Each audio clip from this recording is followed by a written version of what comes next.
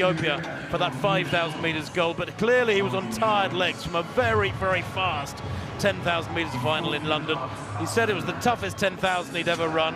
Certainly it was the quickest championship 10,000 he had ever run. One of the quickest championship 10,000s in history. Field of 14, pacemakers Kibet and Bergen. We'll take them out in 61s. Tiernan, the tall Australian there, only 22. Set personal best at 5,000 and 10,000 this year. He's had a wonderful year as Tiernan. Well, a faulty start just to try and get Mo Farah's last ever UK-based track race underway. He will conclude his track career before he moves on to the roads. Half marathon and marathon beckons for him next year, maybe this autumn. But Zurich will be the close of his track career in a few days' time. Now, the first pacemaker should be Vincent Kibet. He's due to go out in 61 seconds per lap for the first 3 laps, and then Bethwell Bergen will take over and take them to 5 laps, 2/3 of the distance, 2,000 metres in 5:05, 5:06. But how hungry is Mo Farah for this? It would appear not too hungry. He's right at the back of the field, second from the back of the field at the moment. Yeah, I think, I mean, the pace, you know, once they get underway, we're looking at around about, what, 7:37 or something like that on 61-second laps. But Mo right at the back. He'll want to do this with as little effort as possible, I would think. But you're quite right with that 10,000 metres in the World Championships. Took a lot out of him, and I think that contributed to his, by his own very high standards, his demise in the 5,000 metres. He fought so hard. But third or fourth from the back of this race now. When you look at a biography of Mo Farah, well, all you have to say is he's done everything.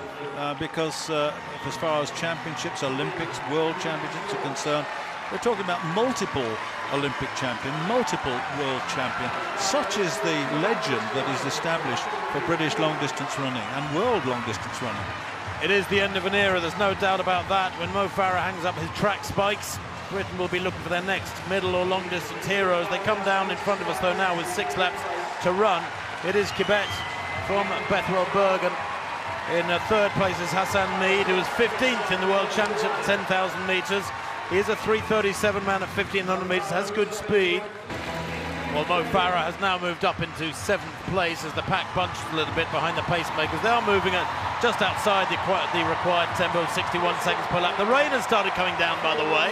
There's quite a constant drizzle now out there on the infield.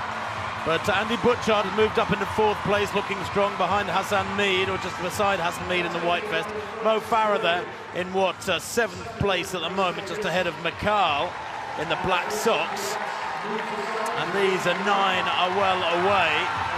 The tempo, as I was saying, at around 7:40 tempo now as they come into the straight. It's Bergen from Kiplagat, and then Mead, Tiernan of Australia. Andy Butchart moves into 4th place. Mo Farah just shadowing his compatriot. McCall in turn in the green shorts is shadowing Mo Farah. That's Butchart in the green shorts in 4th place. 3rd now. And the laps are not quick, it's slowed a little bit, it's cool, it's wet. I reckon they're going to run around about 7:40 at this rate, Tim. I mean, they're way off the original 61-second per lap schedule, which was set, and that'll give 1 or 2 a chance, but Mo will now start moving and making his move. Well, Andy Butchart has made an aggressive move up into 2nd place and looks like he's hungry for this. There's quite a surge going on up front. And it is Bergen who I think has got a nudge. Maybe Andy Butchart shouted something to him, but Mo Farah has recognised the danger and slotted into 3rd place. McCall in turn, the tall Moroccan, has moved around Kiplangat in 4th place into 3rd now. So it's Butchart, Farah, Kiplangat, McCall, bit of a gap back to Tiernan, and then Ringer, Richard Ringer of Germany, having a good run back in 6th place. 2 laps to run. Well, it's a solid piece of running now. The 4 have broken away, and you're right, McCall is a danger. The Spaniard, silver medalist over 5,000. He's got the strength endurance from 5,000 metres. He's also got a pretty quick finish on him as well, as he demonstrated in the World Championships. He was 4th in the World Championship 1,500 metre final at 3:34, so he's got real pace too. And we'll have to see how that goes. And Bouchard, I'm sure they'll run past Bouchard in the end, but I think you're right. McCall is a danger to Mo, but Mo has got that finish, we know. But how much tiredness is there in those legs? Bouchard from Mo Farah. Kiplanga, the youngster, in third place, only 19 years old, went down his heat at the World Championships, the 5,000 metres for Kenya. It's Bouchard with 500 metres to run from Mo Farah. The crowd loving this one. This Alexander Stadium crowd roaring on their hero. He won here last year in 7:32. The final lap now for Mo Farah as he reaches the bell. Now, Kiplanga in second place, Bouchard third, McCall in fourth place. Could be a real threat here, McCall. Watch out for the Spaniard. I think I said he was a Moroccan. He's a Spanish 26-year-old. The European Championship silver medalist last year at 5,000. We know he's got good strength.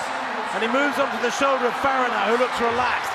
Quite a contrast to the features of McCall, the Spaniard grimacing there. Kiplanga on the inside, boxed, looks very relaxed. Could he be a danger? 200 metres to run. Mo Farah still looking strong. Going through the gears, gauging this up. Again and again, he's had the measure of the opposition.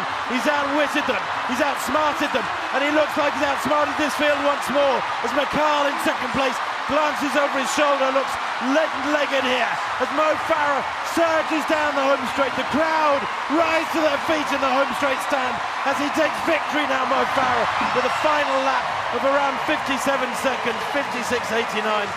7:38 the winning time for Mo Farah. Simple stuff for the multiple world and Olympic champion. And he sends this massive crowd here at Alexander Stadium home happy with what was a fairly textbook win for him. Whether it's top-level opposition or a moderate field like this, Mo Farah has again and again coped with them with consummate ease at world and Olympic level, at European Championship level too.